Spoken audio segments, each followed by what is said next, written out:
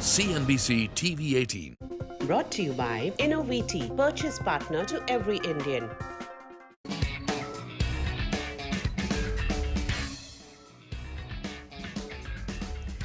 You know, Manglam, without really giving away your age, what was the first family car you guys had? Well, why not give away my age? When I was born, I don't think cars were invented. Mankind was still walking around on horses, And if you fast forwarded to the 70s when you actually arrived. I wasn't born in the 70s. It was much later than that. I think the first family car was Maruti 800 or perhaps a Fiat. Yeah, that's what you saw on the road back those days, right? But now if you step out of your homes or offices, every second car seems to be an SUV, doesn't it? Yes, a little elephant on the road blocking the traffic, but looks very comfortable from inside, I guess. It's only in the last few years, I guess, it's become more affordable and more popular with Indians, and this seemingly insatiable demand for SUVs in India and the opportunity that presents for car makers is what is on top of mind today. This is Mad About Markets.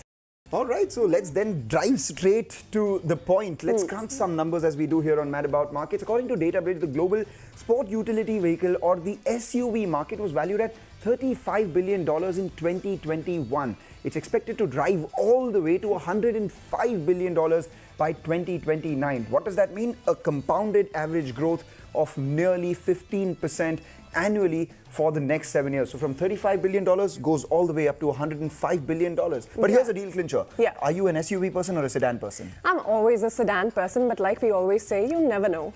You never know, and that's why we're friends. I'm a sedan person as well. But you know, globally, we have seen a move towards SUVs. Yeah. The obvious market, if you just take a look at the United States, which is the biggest SUV market in the world, 5 out of every 10 passenger vehicles are SUVs, so that's about 52%. But increasingly, we are seeing more adoption of SUVs in Europe as well, which was traditionally a sedan country, or a sedan continent, so to say. 45% in Europe is, the SUV market share versus the overall passenger vehicle market. And in China, it's 48%. But come to India, we've traditionally been a small car hatchback sort of market, but the rise of SUVs has been phenomenal from low teens to now around 38% as of FY21. We're number 4th, but growing very fast. That is as of FY21, and we're closing the gap with some of the larger countries because the share of SUVs in the overall passenger vehicle market, it was just about 13% when you talk about 2015, just a few years back. Now that started to grow steadily, and as of 2020,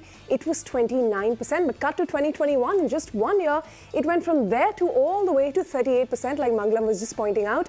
And this year, the share is expected to have improved even further. Now, this is reflected in what is the growing share of SUVs in the overall car sales in India. Take Hyundai, for instance. I mean, that is one of the companies to talk about because, from 2015, when SUVs had a 9% share in their entire sales, now it accounts for almost half of the entire total. And come 2025, it gets even better because SUV sales are expected to contribute 55% to the overall sales for Hyundai, and other car makers are similarly seeing these kind of trends. And Hyundai's launch was actually, quite well received. Well, it's that time now to welcome all our guests on the show today, and we have quite a lineup of guests. We have Shashank Srivastava, who's the Executive Director of Maruti Suzuki. We also have with us Tarun Garg, who's the Director of Sales and Marketing at Hyundai Motor India. And with us on the program, we have Gaurav Gupta, who's the Chief Commercial Officer of MG Motor India. And to sum it all, we have Bertrand, who's the Editor-in-Chief of Overdrive India. Thanks a lot, gentlemen, for joining us. Shashank, let's come to you first. What took Maruti so long to announce a string of SUVs? You missed the initial big rally post-Creta, didn't you?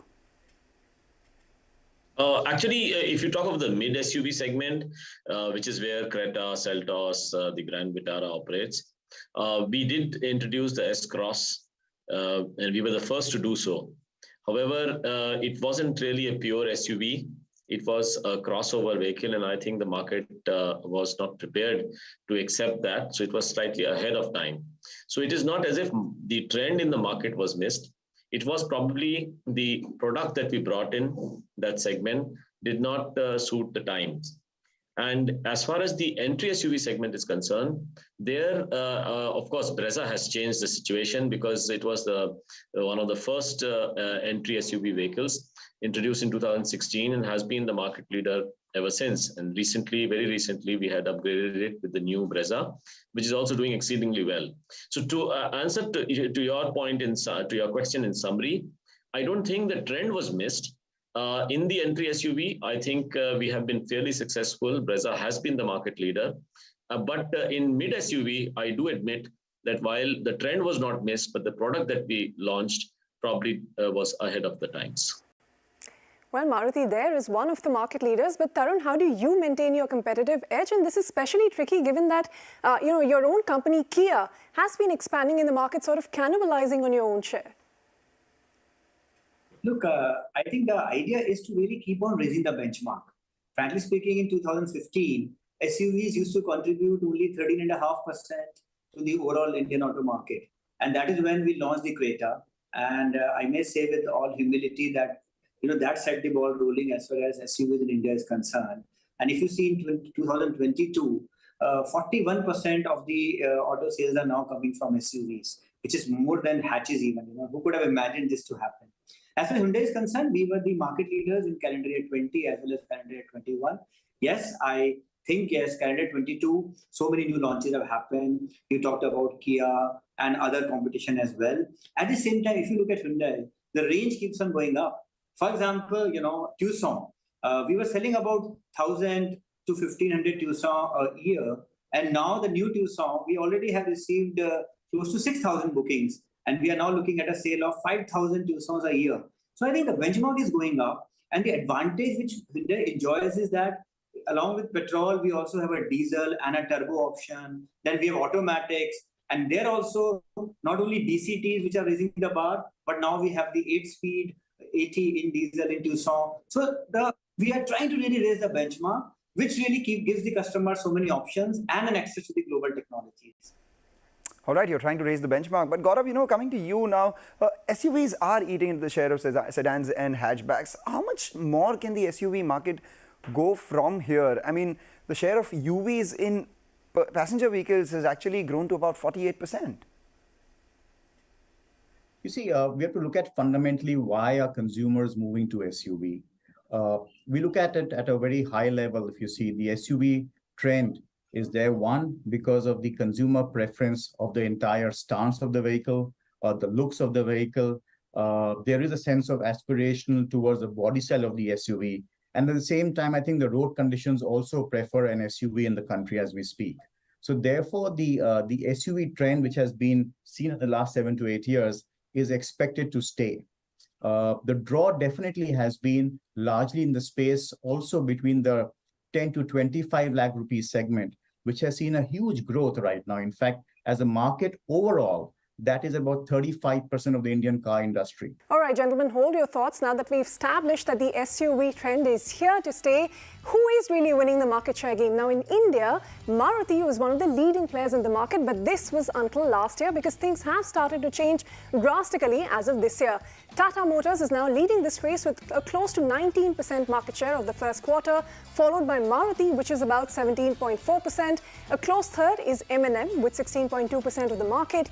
Hyundai and Kia are the fourth and the fifth largest, but if you combine them, because Kia is owned by Hyundai, they emerge as the largest player, taking over from Maruti and Tata Motors, but individually, it is Tata Motors that is leading the pack. So contrary to the long-held view that India is still a small cars market, enough and more indicators here to show that there is a clear shift in consumer preference towards SUVs. There is a clear shift, and it has been gradual as well. You and I have seen that on the roads ourselves, but there has actually been an interesting report done by CRISIL to, break this down and trace this growth. If you just take a look at the 4 phases of SUV growth, say the first one from 2002 to 2012, and that is where the UV share, we had about 11 models for sale in the segment, and that is when we had the big launches, the likes of Bolero, Innova, Scorpio, and the utility vehicle share was anywhere between 14 to 17% of the overall, market, and that is when the market actually grew moderately. The second phase that started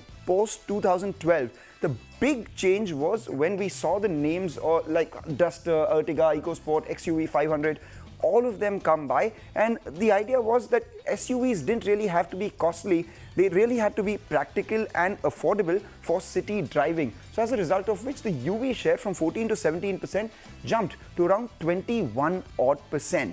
Then you move on to the third phase of growth, and that started from 2016 to 2019. And the biggest reason was the launch of Creta, followed by the launch of Vitara and Brezza by Maruti itself. as a result of which these cars, which were much favored by the audience, we saw the UV share jump from 21% to 28%. So in the 3 phases, it jumped from what, around 14% to 28%. It has actually doubled. And then came the big jump with launches like we had the Kia Seltos, Sonet, Hector, then Venue, etc. But Kia's entry in the market really did extremely well for everyone, and as a result of which the UV share has jumped from 28% to 48%. So from 2002 through these 4 phases, as we speak, we've seen the UV share jump from what, 14% to 48%. And like you said, the huge phase of growth, that is the 4th phase of growth starting 2019, and now almost half of the market is dominated by SUVs. Shashank, let me bring you back in. What kind of SUVs will you be looking at? Entry level, mid-segment, that's the first one you've just recently launched. Or will Maruti also look to enter the premium SUV brand? And what about electric vehicles? What are your plans on that front? Yeah, so actually we are a very customer-focused organization, and we follow what the market and sometimes lead what the consumers really want. So we did come with the, if you remember a long time back, with the Swift, which was the premium hatch at that time, the Baleno, which was also started that segment. So also there was Ertiga, the Brezza, and so on. So we will follow the market, and we have found in recent years the SUV segment has been gaining a lot of traction. In fact, over the last 3 years, it has increased from 26% to more than 40% now and growing. So obviously, entry SUV and the mid SUV are the 2 segments within the SUV space which are fairly large. So Tarun, what about you? When you guys have products in the petrol, diesel, turbo range, etc., what about Hyundai's launch pipeline in the EVs? Look, in 2019, we launched the Kona, which was the first SUV in electric space. And this has really helped us to know the EV customer more. You would have already seen that we have announced the introduction of Ioniq 5 in India very soon. And Ioniq 5 is already the World Car of the Year, the World Design of the Year, and World Electric Car of the Year. So I, for one, is very, very excited with this. So which will mean that we will now have 2 vehicles in the SUV electric space. We already announced that by 2028, we will have 6 battery electric vehicles, most of which will be in the SUV space. So I think the approach is very much there. The direction is very much clear. And going forward, you will see more and more electric vehicles coming from the Hyundai brand as well in India. All right, so 6 EV vehicle launches lined up in the near future. But let's sum that up then. What are the trends emerging in the electric vehicle space? Of course, largely we're still seeing the diesel, and more than that, the petrol variants come into the market. Well, clearly the trend is going to be towards SUVs, MPVs, or large, longer sedans, longer than the 4-meter length. And that's essentially because while some of the manufacturers like Tata Nexon, the EV has done phenomenally well for them. What is clear to see that, to get higher range out of these, you need a larger battery pack. And those larger battery packs can only be accommodated. They will occupy a lot more space inside the vehicle. So you need a larger vehicle. And SUVs clearly are the way forward for that. SUVs or MPVs also for that matter. So what we're clearly seeing is that because of electrification, the need is to have larger vehicles. The Mercedes-Benz clearly came out earlier this year and mentioned, for instance, globally, that they would be moving away from certain body styles, which would mean the compact sedans and hatchbacks that they develop for global markets would completely go away, and they would move towards larger body lines for that matter. So this is going to be a challenge for the automotive industry unless and until batteries get denser and they're able to provide a lot more range with more compact batteries. That's not happening anytime soon. All right, gentlemen, we've been talking about how SUVs have been eating into the share of the smaller cars, the sedans and the hatchbacks. But here's what numbers actually say to prove if or not that theory is true. Now, look at the period between FY18 and 22. Small cars production is actually halved, almost from 42 to 26. So similar is the story with large cars, now down to about 12 launches as of FY22. Whereas the utility vehicles or the SUV space, that has been growing steadily. And even after the pandemic, it has been able to come back to the kind of launches, if not higher than what we saw in the last few years.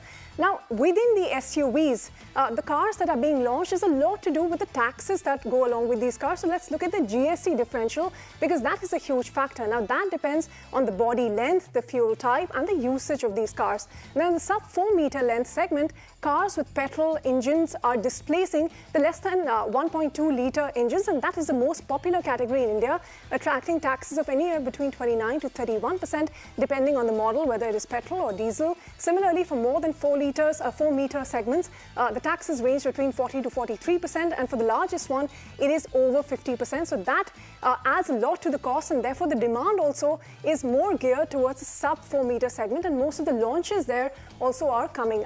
Actually, Mangalam, what are some of the key launches that viewers have to look forward to? Well, you said FY22 had 57 launches. Yeah. This year so far, we've had some really successful launches. But let's talk about the launch pipeline, the stars, so to say. Pull all of them up for you. Most of them belonging to the sub 4 meters category. You have the Hyundai Ioniq, we have MG ZS EV, the electric vehicle coming in out there. The updated Hyundai Creta, because this was the one that caused the flutter in the market when it first launched. And then we also have, of course, because it's the updated Hyundai Creta, we have an updated Kia Seltos also coming in. And that's not all. We have a couple of newer players coming in too. So we have the new Honda SUV, which is likely. We have the Citroen C3 Mini SUV, the 5-door Mahindra Thar. The Thar was one of the biggest draws that we saw in the recent past with regards to the new updated launch. And Maruti Jimny, this one, I like the color on this one though. I like the name of it. I like the name. Well, okay, so you can buy it for the name. I'll just ride around once a while. Maruti Jimny. Talking about Maruti itself, let's ask Shashank. Shashank, how many SUVs are you planning to launch, and how much will these new SUVs contribute to your sales going ahead? So the contribution of Maruti SUVs to Maruti sale is just around 10%, whereas in the industry it is about 41-42% currently. So if you remove the Maruti numbers, then for the competition more than 60% is SUV. So it's both an opportunity and a threat. Of course, we have to increase our percentage of the SUV. But at the same time, if we are able to do well, then 60% of the competitor sales can be affected because their SUV percentage is very large. So it's an opportunity as well. So that is as far as the percentage of sale of SUV is concerned. On the other part about the new introduction in the SUV segment, we will be introducing a couple of SUVs in this financial year. And exact details I'm not able to reveal at this moment, but clearly they will be in a space where the SUV segment itself has grown very large. So you can expect some action in the entry SUV segment with regard to that. All right, let's take a short break now. Up next, we continue our focus on the India SUV drive. What's fueling this love affair? And we will also take a closer look at some of the speed bumps that may slow down the SUV drive, and also, of course, look at the bigger question, and that is the love for SUV structural in nature, or will it change?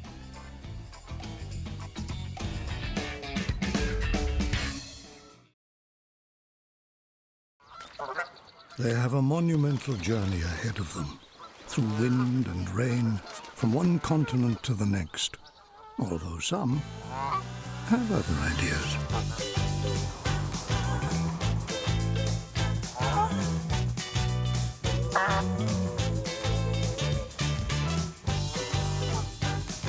Well, if you're going to fly, you may as well fly better. Hey, Dad, are we there yet?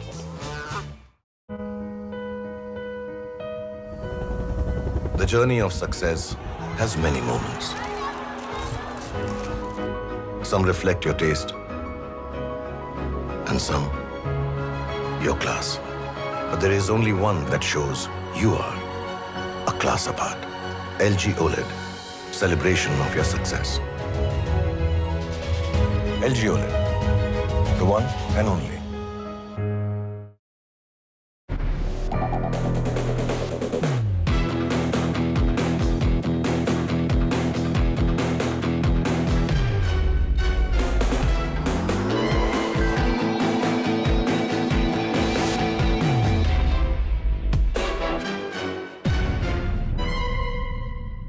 The D2C market is propelling itself towards becoming a $100 billion market. And we are acknowledging the trailblazers who are leading this growth story. Presenting the eminent jury panel that will meticulously select phenomenal D2C performers across categories. Log on and nominate yourself today for Forbes India presents D2C Disruptors Awards, powered by Smitten.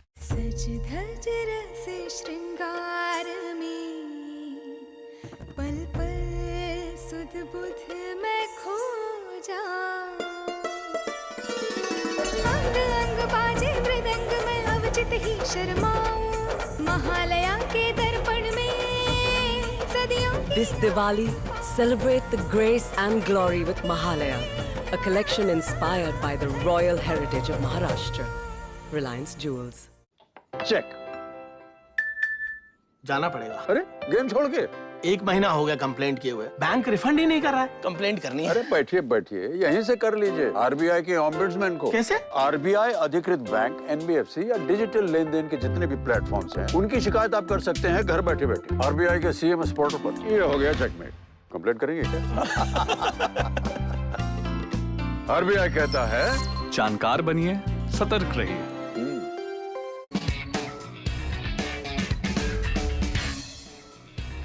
Welcome back. You're watching Mad About Markets, and today we're talking about India's insatiable love for SUVs and whether this love is here to stay or is it going to be feeble.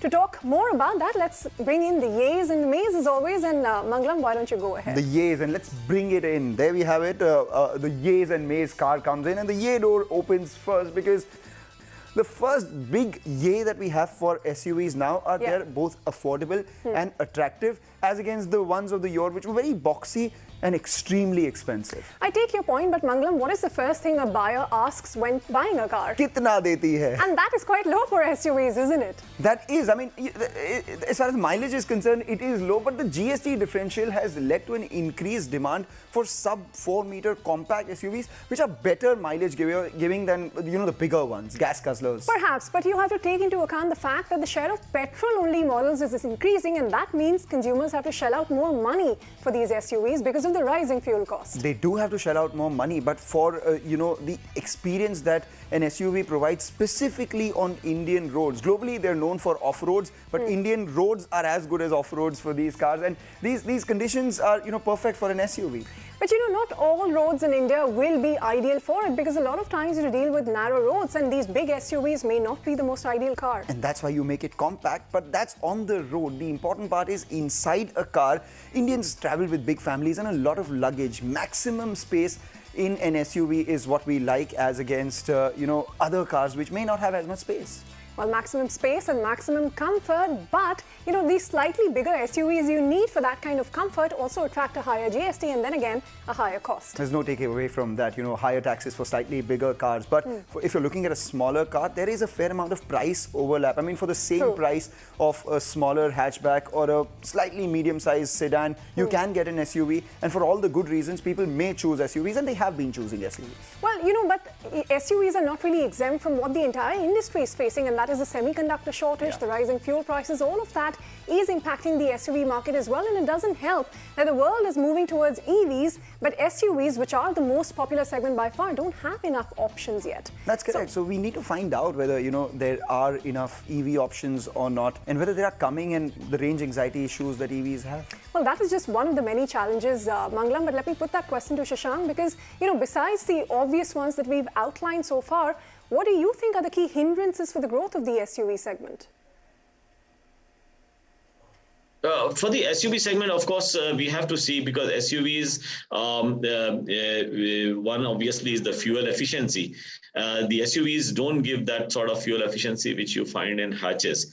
That seems to have been overcome a little bit with the product offerings like the Grand Vitara, with the strong hybrid, the intelligent electric hybrid that we have launched, which gives excellent fuel efficiency. But I think going forward in the mid SUV segment, which has a large percentage of diesel at the moment, that would also be a hindrance because going forward with the RD norms coming in next year, I think diesel will be a little tough to sell. And those manufacturers who have a large percentage of their sale in diesel might have that issue. So I think there are multiple challenges facing the SUV industry going forward. But at the moment, it seems to be on a roll. The last couple of years, in fact, has been really galloping, just around 26% of the market to now almost 42%. So I think challenges will come. And although SUV is in a good spot at the moment, and I would expect that since the GST rates for the 4-meter SUVs are that 28%, that could be a challenge going forward, just in case, if you have GSTs, revised upward to the other categories of SUVs. Take your point, Shashank, out there. But now the time for the bigger question. Is India's love for SUVs structural? Is it changing? Well, we do have Shashank and Tarun's takes on this. Shashank, first you go. So it's a great question, I think, and we have also been debating this internally. I think when we look at other countries, Latin America, China, Brazil, the other European countries, we've seen SUVs gaining traction up to around that 50% mark, where they seem to level off. So rarely is there a country which has got a unipolar sort of segmentation. In other words, there will always be segments which are strong, and there will be segments which are niche. In case of India, I think it will be the hatches, which are still about 38-39% of the market, and the SUVs, which are the two large segments which we have seen in recent times. Hatches were always very large. So I think that would continue. You will see a bipolar sort of segmentation in the Indian market, with hatches being a large segment, and also because of the demography of our country and the nature of our economy. And the second part, which is the SUV part, which we expect to continue to grow from here, from about 40% that it is of the market today, to around that 50% mark in about 4 years' time. On the question of whether this trend is structural or temporary, I think there is a little bit of structure involved in this, because the preference for SUVs has also been fueled by the road conditions, where people want a larger ground clearance that SUVs offer, and a much more commanding road presence, and also a flexibility of usage of the space which SUVs allow. So I think a bit of it is design preference because of the nature of consumer thinking, and that trend is accelerating, as we have seen in the last few years. But I would say around that 48-50% mark, you could see in plateau and see the other segments also coming up. Look, I would say that while the percentages are in favor of SUVs, but if you see the Indian market, the hatch or the sedan market is also substantial. So I don't think there is anything, okay, the market is finishing or such. In fact, if you see Hyundai, we launched the Verna and the Aura in the sedan space. We launched the i20 in the hatch space. So I think the market is here to stay. India, the car penetration is still in early 30s per thousand. So there's a lot of opportunity. And I believe for one that opportunities are everywhere. But yes, more launches you will see, and more focus you will definitely see in the SUV space, much like the global trends, where this is very clearly available, whether it is US or Europe. All right, Tarun, Shashank, Gaurav and Bertrand, all four of you, thank you very much for your time here on Mad About Markets. With that, we've come to an end of the show. We'll wrap this up and see you same time next week. Drive away.